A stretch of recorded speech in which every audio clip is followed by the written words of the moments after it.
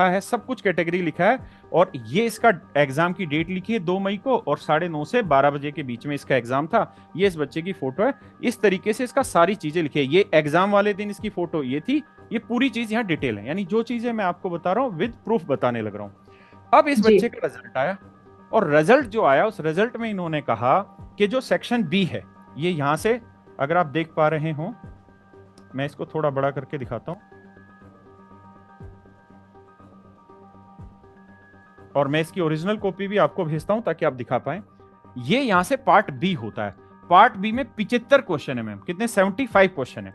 अब 75 क्वेश्चन में इस बच्चे ने 53 अटेम्प्ट किए, और इन्होंने खुद ये स्वीकारा कि भाई 3 क्वेश्चन इनवैलिड हो गए, 3 क्वेश्चन इनवैलिड हो गए।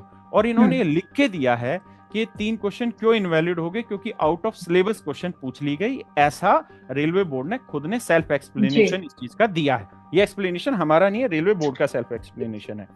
अब दिक्कत कहां हो रही है कि बच्चे के 75 नंबर में से आंसर आने चाहिए थी, मतलब उसका सिलेक्शन 75 नंबर में 75 सवालों से होना चाहिए। अब उसका सिलेक्शन हुआ 72 नंबर में, तो 3 सवाल इन्होंने खुद ब खुद गलत कर दिए। अब आप पॉइंट समझिएगा कि जब बच्चे के सामने 75 क्वेश्चन खुल के आते हैं ना, तो बच्चे को यह नहीं पता होता कि ये फला क्वेश्चन ऐसा होगा जिसे बाद में रेलवे इनवैलिड डिक्लेयर कर देगा।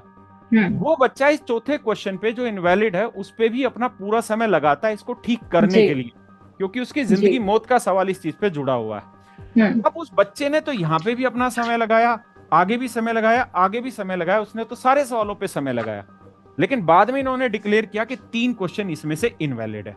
लेकिन चलो यहां तक भी इनकी चीजों को हम किसी तरीके से सहन करें। अब आप देखिए ये इसका स्कोर कार्ड है, और इस बच्चे के जो नंबर आए वो 34.722% रह गए, और ये बच्चा जो है ये मात्र 0.11% के आसपास से मिस कर गया एग्जाम। अब लेकिन ब्लंडर कहां हुआ वो आप समझिए। ब्लंडर यहां हुआ है इनका कि ये इस बच्चे का ओरिजिनल मैंने आपको डिटेल दिखाई, अब मैं इस बच्चे की, इसी बच्चे के आगे आपको आंसर की दिखा रहा हूं। इस आंसर की के अकॉर्डिंग जो बोर्ड ने आंसर की दी है, इस आंसर की जो इस आंसर की में 6 क्वेश्चन ऐसे हैं जिनको इनवैलिड बताया गया है। बच्चे की आंसर की जो मिली है उसमें 6 क्वेश्चन इनवैलिड है, जबकि स्कोर कार्ड में मात्र 3 क्वेश्चन इनवैलिड दिए हैं। आप मेरा पॉइंट समझ रहे हैं? जी। यानी यहां पे 6 क्वेश्चन इनवैलिड लिखे हैं। अब आप चाहेंगे कि मैं उसको प्रूफ के साथ दिखाऊं, तो मैं आपको प्रूफ के साथ दिखाता हूं, एक एक चीज स्पष्ट रूप से कि कहां कहां इन्होंने इनवैलिड लिखा है, कहां कहां गलत और सही लिखा है। जैसे चौथा क्वेश्चन देखिए मैम, ये एक्चुअल आंसर की है जो इन्होंने अपने ऑफिशियल वेबसाइट पे दी है बच्चों को।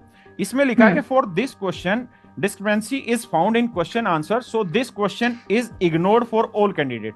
मतलब ये जो सवाल है ये सारे कैंडिडेट के लिए इग्नोर कर दिया गया है। ठीक है जी, कोई दिक्कत नहीं, ये सवाल इस बच्चे ने भी आंसर नहीं दिया इसका, ठीक है।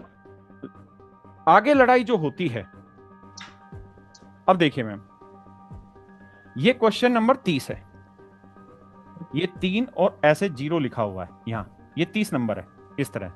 इस क्वेश्चन में भी इन्होंने सेम ही चीज लिखी है कि this question discrepancy is found question answer, so इस क्वेश्चन को हमने सभी के लिए इनवैलिड डिक्लेयर कर दिया है, जबकि बच्चे ने इसका आंसर चूज किया हुआ है।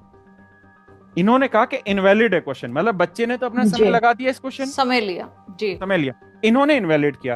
अगला क्वेश्चन क्या भाई?